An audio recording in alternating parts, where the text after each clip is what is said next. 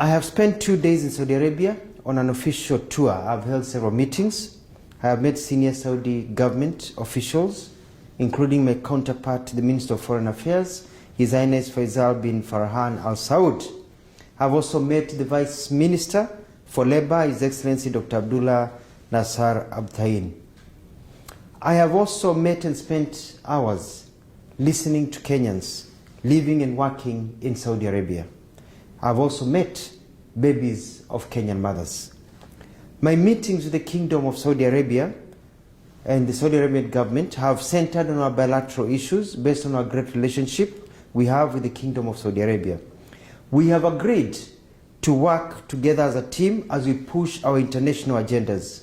We have requested the support of the Kingdom of Saudi Arabia as we tackle the drought situation facing our country due to the effects of climate change. With His Highness Faisal, we have agreed to enhance our trade and investment and expansion of our tourism sectors. This will create more employment opportunities and increase the amount of money in the pockets of our people. The Kingdom of Saudi Arabia views Kenya as one of its top partners, and likewise we view Saudi Arabia as one of our major partners.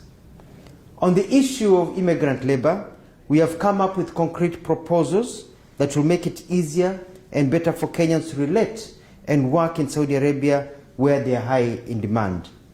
We have held, engaged, discussed very comprehensively on these issues facing Kenyan workers in Saudi Arabia. Listening to the victims, the agents, Kenyan government officials and Saudi government officials, it is very clear to me that the problems that Kenyans are facing in Saudi Arabia actually do not start here, but start at home. The system is flawed and corrupt, and unless fixed, nothing will change. There is massive corruption in the way Kenyans are prepared to come to be domestic workers in Saudi Arabia. This is a major concern for all of us. This is a major concern for all of us, including the government of Saudi Arabia.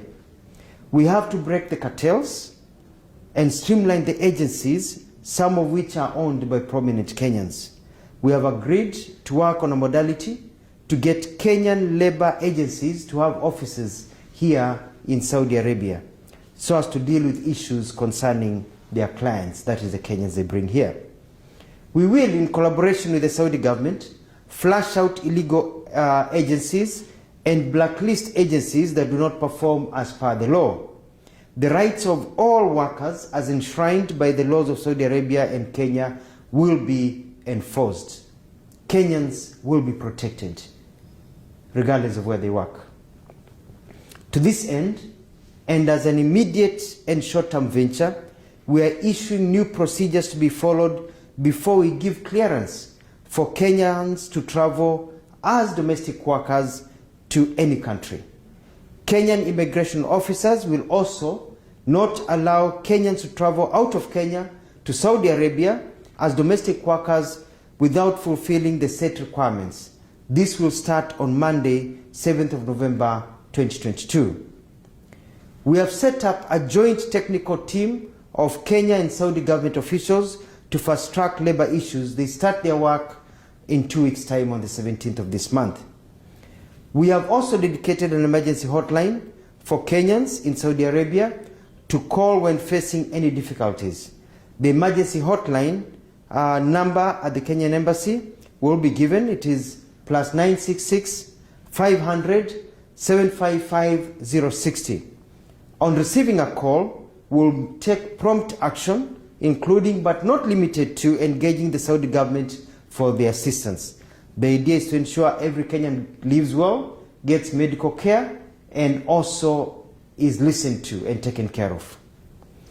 I have requested for an amnesty to be granted to Kenyans who have fallen out of status and who are hiding illegally and who are unable to access media care so that their documents can be made legal and others given passage to go home. This will be part of the discussion that our teams will sit down and discuss.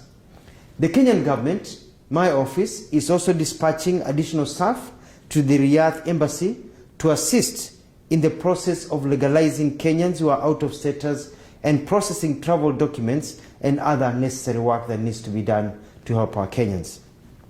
Saudi Arabia has great potential and is a major market for our workers and especially trained ones. Kenyans here working, apart from the domestic ones, the other ones working in other areas, appear to be very happy. I've met many, they are happy, they are well paid, they are sitting pretty, and they're making a lot of money. So we just need to fix the domestic part, workers' part, and everything will be flawless. And as I've said, we have noticed that the problem is not necessarily here in Saudi Arabia only, but the major problem is back at home with the agents and all the ukora that continues when they get here.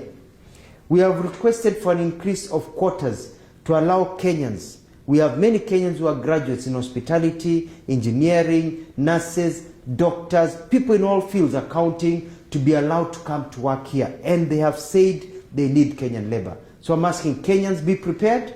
You'll be coming here as professionals to work here and make a lot of money so that you can also help yourselves and your families. I thank the Kenyans I've met. Kenyans, whether they be agents, Kenyans living here, professional work, Kenyans, domestic workers. I have listened to you. You've been very, very candid. My officials have been very candid. And I want to assure you that you have nothing to worry about. You have the hotline. Now you don't have to relate to just depend on social media. You don't have to depend on your families. You can get your help directly from the Kenyan government.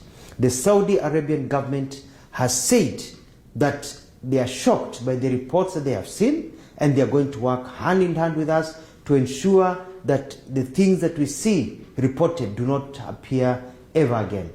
We have problems, yes, with the agents. We have problems also that face immigrants and diaspora when they go to different countries, but we can sort that out.